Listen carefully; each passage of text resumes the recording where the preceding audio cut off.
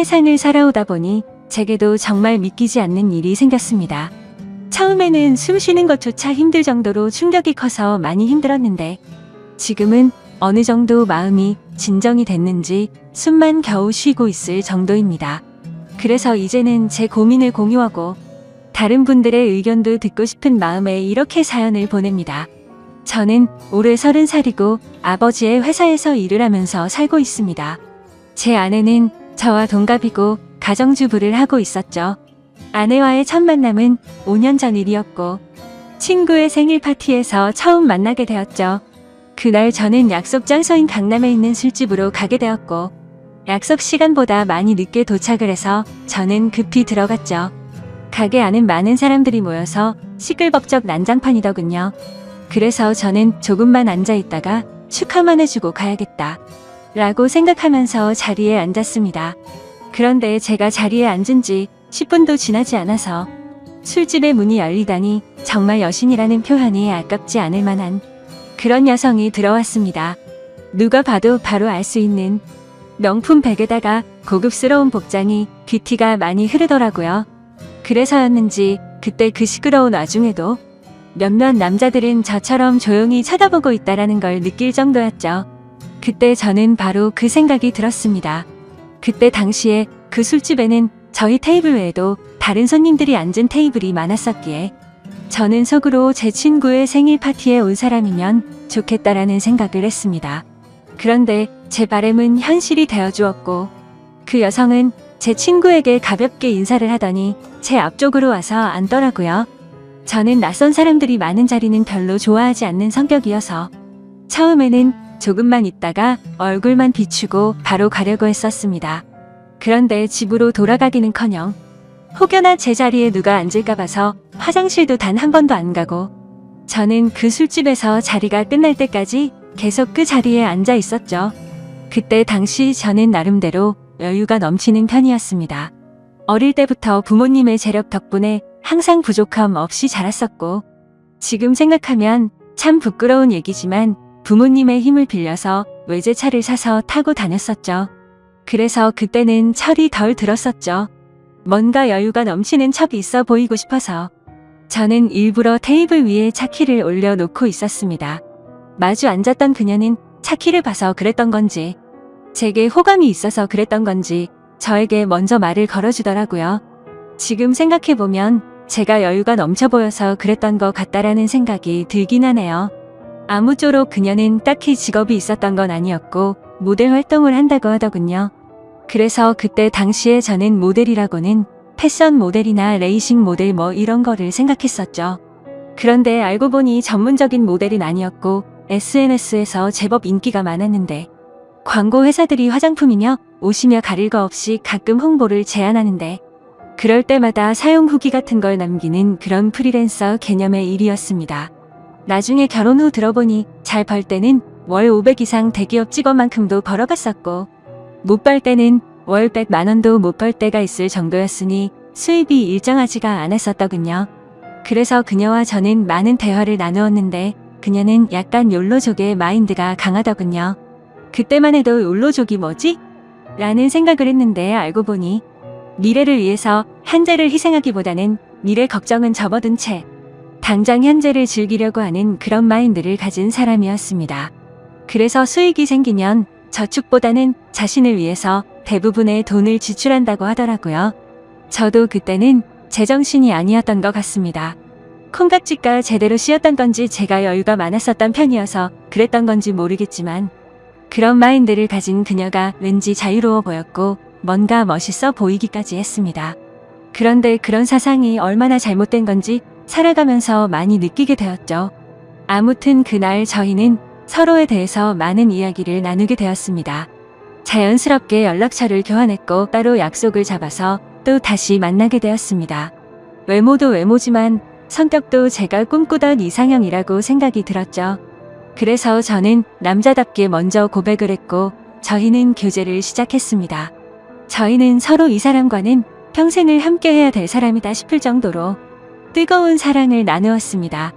그때는 저도 제정신이 아니었죠.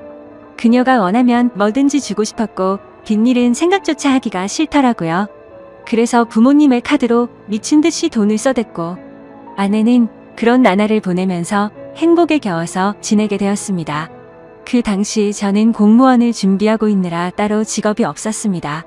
그냥 무의미한 대학 생활과 군 생활 이후 형편없는 삶을 살고 있었죠. 아무튼 저는 이 여자와 평생을 함께하고 싶은 마음에 만난 지 1년도 되지 않아서 평생을 함께하자고 프로포즈를 했습니다. 제 아내는 제 프로포즈를 받아주었고 저희는 그렇게 어리다면 어린 나이에 빨리 결혼을 하게 되었습니다. 저는 학생이라는 신분으로 결혼을 시작하게 되었고 부모님의 지원 아래에 신혼생활을 보내고 있었습니다. 아내는 저를 만난 뒤로부터는 결혼 전에 하던 SNS 활동을 중단했었고 저희는 그렇게 집에서만 뒹굴면서 하루하루를 보내고 있었습니다. 제 부모님이 모든 생활비를 전액 지원해 주셨지만 저는 결국 공무원 시험에 떨어지게 되었고 좌절감에 빠져 있었습니다. 그래서 도저히 이런 생활을 이어나가는 건 아니다 싶었고 저는 사업이라도 해보는 게 어떨까라고 생각을 했습니다. 그때는 왜 그랬는지 모르겠지만 제 스스로 멍청하게도 자존감이 너무나 강했습니다. 그냥 제가 뭘 시작하면 언제든지 돈은 쉽게 따라올 거라고 착각 속에 살았던 거죠. 그래서 지인들 몇 명과 함께 사업을 구상하기 시작했고 부모님께 부탁을 드려서 저는 사업을 시작하게 되었습니다. 처음에는 생각보다도 훨씬 잘 되었습니다. 동업을 하게 된 지인들과 저는 열심히 발벗고 뛰었습니다. 그래서 이대로만 간다면 아버지를 넘어서서 훨씬 더 성공할 수 있겠구나 싶었죠. 그런데 그런 달콤한 꿈도 잠시였습니다. 왜 사업을 할 때 절대로 동업을 하지 말라고 하는지 알겠더군요. 돈 문제로 서로가 부딪히게 되더니 결국에는 사업은 엉망진창이 되었습니다. 아무래도 입장이 다 달랐었죠. 누군가는 자금을 투자했고 누군가는 발로 뛰었고 그러다 보니 굳이 서로가 필요 없는 존재로 여기게 되었고 분열이 되었던 거죠. 결국 남보다 더 못한 사이가 되면서 서로가 각자 제 갈 길을 가게 되었고 엎친 데에 덮친 격으로 제가 했던 사업의 시장도 경쟁이 치열해졌습니다. 어떻게든 버티고 또 버텨봤지만 앞으로의 전망이 없다고 판단되어서 결국에는 사업을 포기하고 또 다시 백수의 길을 걷게 되었습니다. 그때부터는 점점 부모님 뵙기도 부끄러웠고 제 자신에 대한 자존감이 낮아질 대로 낮아졌습니다. 저는 신경이 날카로워졌고 그런 저를 걱정해 주시는 부모님과도 큰 싸움을 하게 되었습니다. 무슨 자신감인지 다 필요 없으니까 저한테 연락을 하지 말라고 하면서 부모님과 연락도 끊게 된 거죠. 부모님도 그때는 지칠 대로 지치셨는지 완강하셨습니다. 무엇보다도 아내는 그런 제게 엄청나게 불만을 가졌고 매일같이 짜증을 냈습니다. 지금 당장 우리 둘 다 수입이 없는데 그렇게 싸우면 우리 생활을 어떻게 하느냐고 말이죠. 그래서 저는 쓸데없는 자존심으로 내가 어떻게든 먹여 살릴 테니까 걱정하지 말라고 했고 그날부터 할 수 있는 일은 뭐든지 했습니다. 쓸 수 있는 게 몸뚱아리밖에 없다 보니 배달 대행도 해보고 대리기사도 뛰었습니다. 그렇게 1년 동안 겨우 입에 풀칠하면서 버텨갔지만 도저히 미래에 대한 비전이 안 보였습니다. 그래서 결국 저는 부모님께 사죄를 드리게 되었습니다. 그동안 실망시켜드린 죄스러운 마음을 보답하기 위해서 아버지 회사로 들어갔습니다. 아버지 회사는 동생이 대학을 포기한 채 사업을 돕고 있었고 동생이 그 사업을 이을 예정이었습니다. 저 또한 아버지의 뒤를 이을 생각으로 들어간 건 아니었고 그래도 하루 벌어 하루 먹고 사는 인생보다는 기술이라도 배우는 게 낫겠다 싶어서 들어가게 된 거였죠. 동생의 밑에서 일을 배워가며 했지만 기분이 나쁜 건 전혀 없었습니다. 1년 동안 더 뼈저리게 사회생활이 힘들다라는 걸 깨달은 덕분이었죠.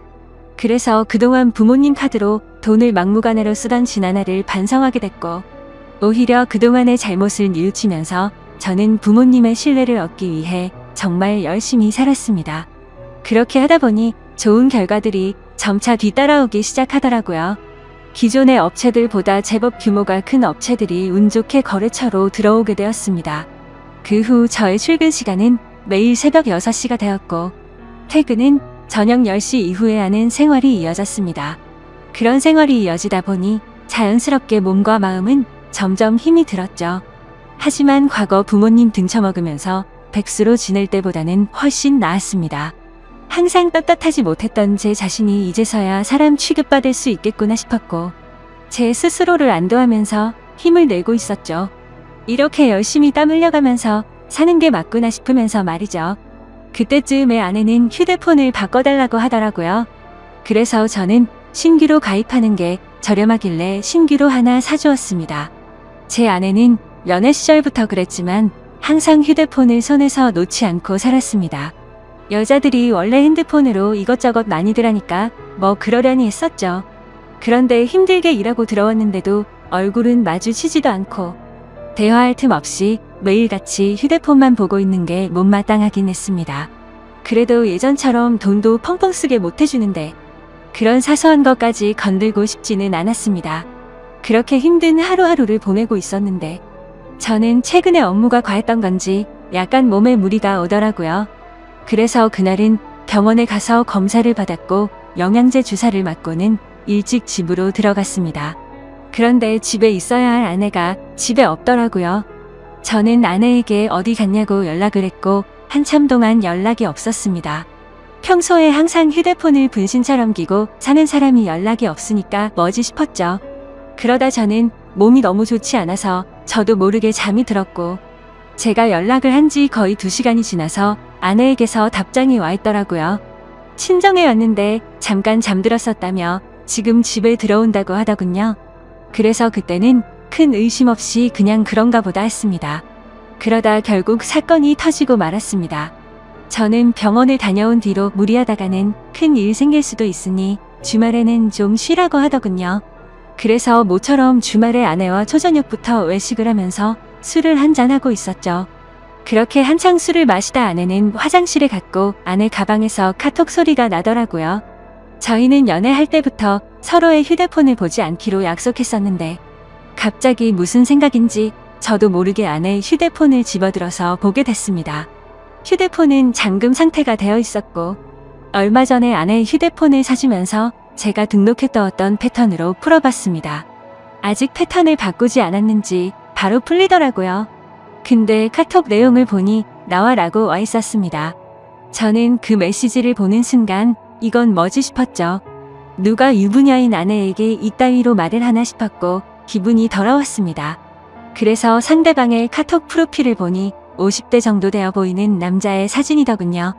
그때부터 뭔가 의심이 됐고 급속도로 분노가 치밀어 오르더라고요.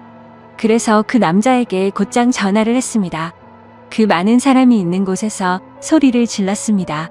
나의 지 남편인데 네가 뭔데 나오라 말하고 이따위 카톡을 보내냐며 욕을 했습니다. 그러자 상대방은 말을 더듬더라고요. 죄송합니다. 앞으로 다시는 연락 안 할게요. 정말 죄송합니다 이러더군요. 그래서 저는 뭐가 죄송하냐고 계속해서 추궁을 했죠. 근데 몇 분 동안이나 그 정신 나간 놈은 죄송합니다 라고만 할 뿐 제가 묻는 말에는 하나도 대답을 안 하더라고요. 그때부터는 더 이상 의심이 아니라 확신이 되었습니다. 아내는 잠시 후에 자리로 돌아왔고 저는 아내의 휴대폰을 들고 있었습니다. 그 모습을 보고 아내는 곧바로 왜 남의 휴대폰 함부로 들고 있냐면서 짜증부터 내더라고요. 저는 헛웃음이 났고 아내에게 물었습니다. 뭐 숨기는 거 있냐고. 도대체 왜 그렇게 화들짝 놀라면서 화내냐고 물었죠.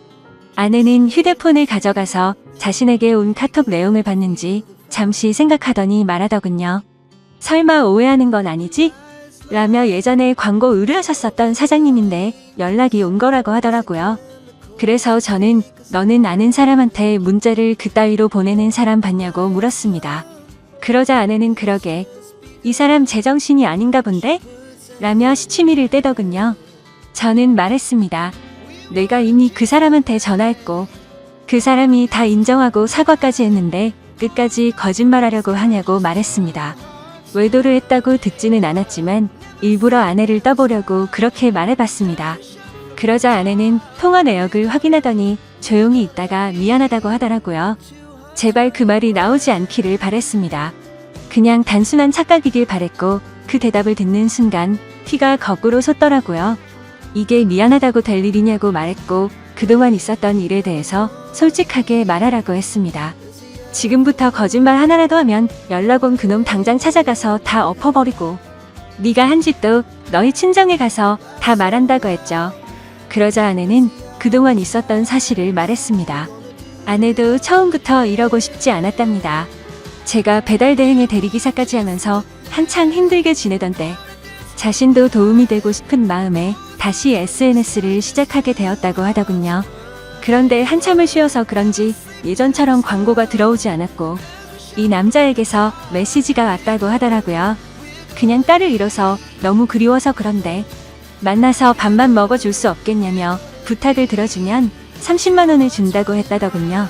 그래서 혹시라도 이 남자가 헛짓거리하면 바로 경찰에 신고를 할 생각을 가졌고 밥만 먹고 30만 원이나 챙기자 싶어서 나갔답니다. 그런데 그 사람은 아주 젠틀했고 약속대로 밥만 먹었는데도 30만 원을 줬답니다. 그렇게 만남을 몇 번 더 이어가다 보니 지금까지 연락을 주고 받았다고 말하더군요. 저는 단도직입적으로 물었습니다. 그래서 어디까지 간 거냐고 물었죠.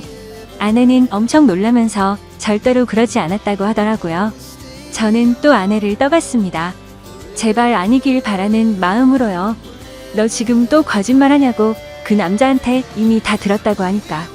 아내는 갑자기 눈물을 흘리면서 진짜 미안하다면서 당신이 너무 힘들어 보여서 그랬다네요. 그런 모습을 보니 숨이 막혔고 어디서부터 어떻게 잘못된 건지 머리가 띵하더라고요. 그때부터는 저도 미친 듯이 말을 내뱉었습니다. 네가 이따위로 내 뒤통수를 치냐며. 내가 힘들어서 그랬던 거면 여지껏 그 더러운 돈 받은 거 어디 갔냐고 했습니다. 아무 대답도 없더라고요. 도저히 이해가 되지 않았습니다. 제가 힘들어 보여서 그랬다더니 그 더러운 돈으로 뭘 했을지 뻔히 보였죠. 저는 도저히 그 자리에서 같이 얼굴을 마주할 자신이 없어서 일단 집으로 꺼지라고 하고는 저는 그 자리를 떴습니다. 그날 이후로 저는 밥은 하루에 한 끼도 제대로 먹지도 못하고 억지로 먹어도 심각한 스트레스 때문인지 전부 토하게 되었습니다. 며칠이 지나서 아내를 불렀습니다. 아내는 별로 힘든 것도 없었는지 별로 달라진 모습이 없더군요. 제 모습을 보자마자 왜 이렇게 말랐냐면서 자신이 정말 미안하다고 하더라고요. 저는 아내에게 말했습니다. 너는 돈이 그렇게 좋냐고. 내가 잠깐 힘들게 하니